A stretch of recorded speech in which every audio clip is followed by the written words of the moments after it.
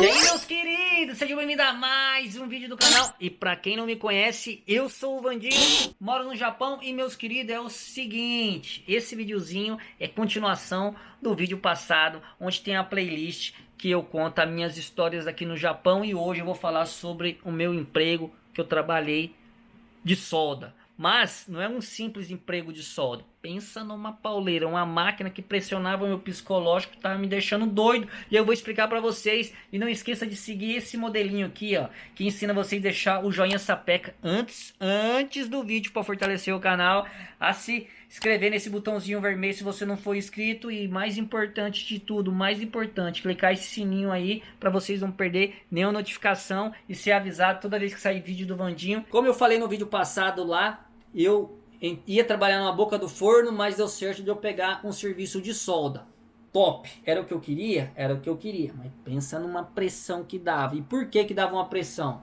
Eu até comentei nos vídeos de história, onde eu estava conversando com meu amigo Rodela, desse serviço aqui. Comenta aí o que que vocês acham disso. Por quê? Por quê? Ó, o serviço era o seguinte. Eu pegava uma peça de uma caixa, colocava a peça na máquina, batia a mão no botão, a portinha fechava, soldava um cano no outro. Aí depois eu catava essa peça com uma outra peça que tinha que colocava engatado numa outra, num molde, assim, no molde, né? Apertava o botão, fechava a portinha e aí a máquina soldava. Só que aí, o que acontece? Essa só é a primeira, né? Aí você vai abastecendo a máquina. E depois, no último, você colocava mais uma peça que a máquina soldava. Então eu ficava com 3 máquinas na minha frente, certo? Parece simples? Parece, mas não é. Por quê? Então eu catava a peça com a mão, a peça com outra mão. Você precisa de uma coordenação motora, encaixa as peças, coloca num lugar perto. Nisso aí a outra portinha tá abrindo já. É o tempo assim, muito pá, pum. Aí pá, pum. Aí pá, pum. Faz a quença e a peça tá pelando. Eu tinha que meter a carona naquela peça pelando para olhar se não tinha feito nenhum buraco ou nenhuma falha na solda. Tinha uma lixadeira pequena a ar, que eu tinha que passar a lixadeira numa parte e depois com a talhadeirinha bater as bolinhas de solda se ficasse grudado na solda. Eu tinha que tirar, fazia a checagem e colocava na caixa numa posição. Só isso, Vandinho? Não. Por quê? Porque enquanto a máquina estava soldando, porque daí eu deixo a máquina abastecida soldando, eu ficava conferindo uma peça, colocava na caixa e atrás de mim, ó, como é que os japoneses eles pensam? Por quê? Pra mim não ficar lá na porta, na frente da outra porta, no começo, né? Ficar esperando tudinho de novo, né? Que daí dava tempo de eu ficar parado ali uns 2 minutos. O que que o japonês pensa? Vou pagar 2 minutos de cidadão parado? Não, não, não, não, não. O que que eles fizeram? Colocaram mais 4 máquinas atrás. Quer dizer, não pra mim. Já era assim quando eu entrei. Mais 4 máquinas atrás de espoto. Espoto é uma paradinha assim, ó. Que você coloca a chapa no meio. E aí você aperta, desce 2 pinos assim, e ele dá tipo um choque, né? Esquenta, assim, e aí espota, gruda uma peça na outra. Mas não é solda, chama espoto. Então, aí eu catava 2 latas, colocava 2 latas assim, apertava o botão, o pé, espotava, virava a peça ao contrário, colocava na outra máquina, espotava, virava a peça do outro lado, colocava na máquina, espotava. Só que aí, na primeira, né? Aí o que acontece? Você tem que pegar e fazer isso aí, espota, 4 máquinas, faz a quença na peça, coloca na posição dentro do palheto da caixa, nisso aí a portinha da solda tá abrindo. Entendeu? Eu já tenho que estar com a outra peça na mão, porque na hora que a portinha abrir eu já tenho que fazer a troca, apertar o botão, tirar uma peça, colocar outra, fazer a checagem, tirar uma peça, colocar outra, fazer a checagem, baixar a lixadeira, bater, e é tudo nesse movimento rapidinho assim, ó. Bater, fazer a checagem, colocar na caixa, já virar atrás, catar a peça, colocar no espoto, espota um lado, vira a peça, coloca no outro, coloca outra chapa, espota e tal, e vai fazendo assim. Tá achando que é brincadeira? Não é brincadeira. Tá achando que eu tô aumentando? Não tô aumentando. Nessa fábrica em específico, tinha um painel em cima, um relógio, né? E eu até mencionei nesse vídeo que eu comentei com o Rodela. Esse relógio marcava o horário, quantas peças eu tava fazendo e a minha porcentagem da produção. Então eu tinha que manter aquele relógio acima de 70% de aproveitamento. Não podia cair, ou seja, você não tem tempo para fazer nada.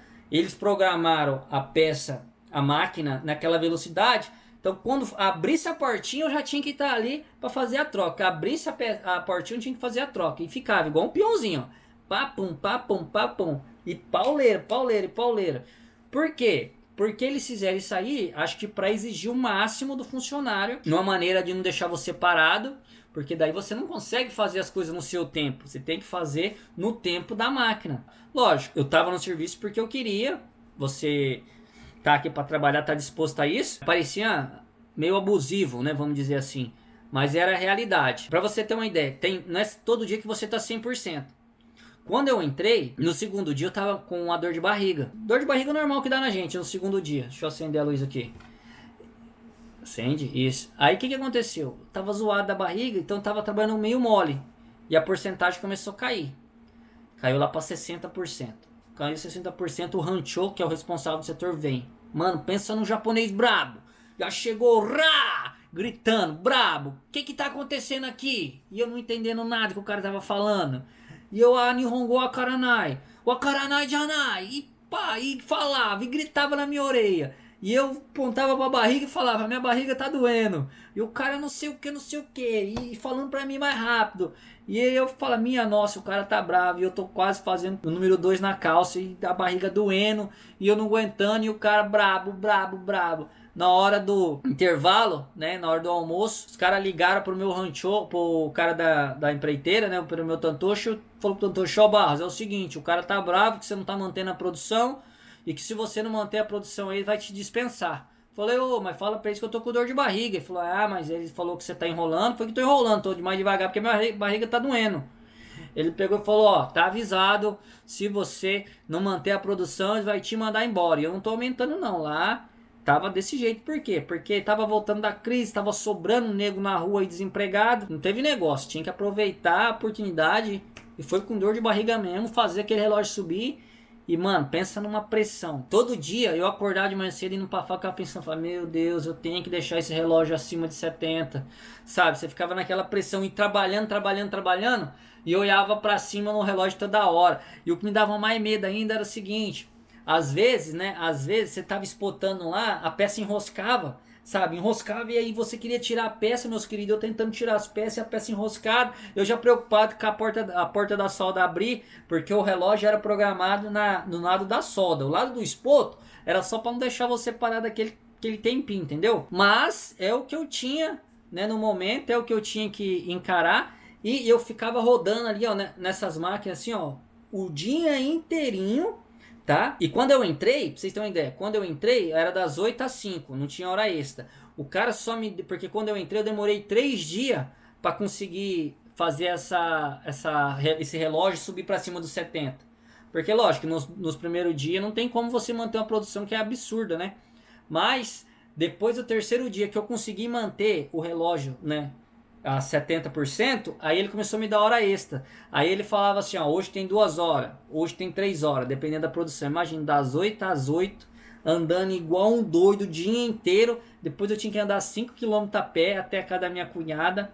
Mano, pensa num sofrimento. Mas você tá aqui no Japão, correndo atrás do din-din, é questão de superação, né? Você acreditar, você ter o foco, e eu sabia que aquilo ali ia ser por enquanto. Falei, não, eu vou encarar isso aqui, é o que tem agora, é o que estou precisando, é o que está me mantendo. E assim que aparecer uma oportunidade, eu pego e arrumo alguma outra coisa. Mas o destino quis o quê? O que aconteceu? Em 2010, eu entrei em 2010, lá, trabalhei 7, fiquei 8 meses lá, meus queridos, né? 1 mês e meio tendo que ir embora a pé, né, e de bicicleta, e depois o carro me buscava porque eu mudei de casa.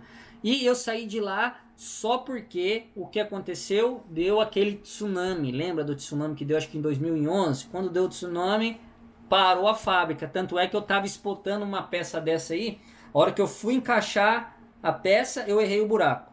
Aí quando eu fui encaixar a peça de novo, eu errei o buraco. Por quê? Porque o chão tava balançando. Aí eu olhei pro pino e vi o pino fazendo assim, eu falei, nossa, acho que eu vou desmaiar. E saí andando em rumo no bebedouro, que eu falei, vou beber uma água. Abandonei lá, porque eu achei que eu ia desmaiar. Nem liguei pro relógio. Dane-se. E aí comecei a beber água, passei água no rosto. Quando eu olho para trás, não tem ninguém na fábrica. Eu falei, cadê o povo? Tá todo mundo correndo pra fora. E saiu o Vandinho desesperado correndo lá pra fora. E o pátio tava lotado, todo mundo lá fora. Porque tinha acabado de dar aquele tsunami, né? Aquele terremoto forte que balançou bastante. Foi um dos terremotos que eu mais senti aqui no Japão. E a gente ficou lá fora, ainda deu pra sentir mais um pouquinho. Esse foi o motivo de eu ter saído dessa fábrica, assim. Por quê? Porque daí, depois do tsunami, eles mandou você ficar na casa. Porque depois do tsunami a China voltou, trabalhou uns 2 dias.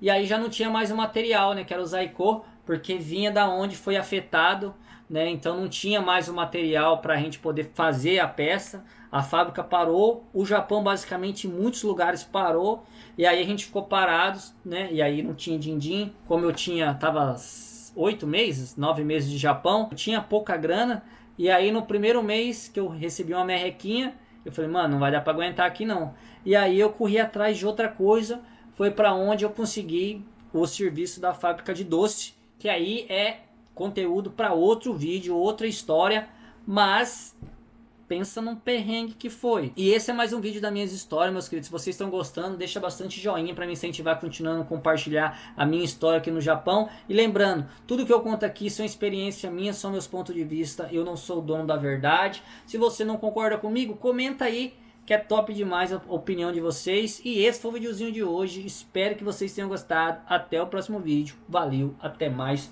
Fui!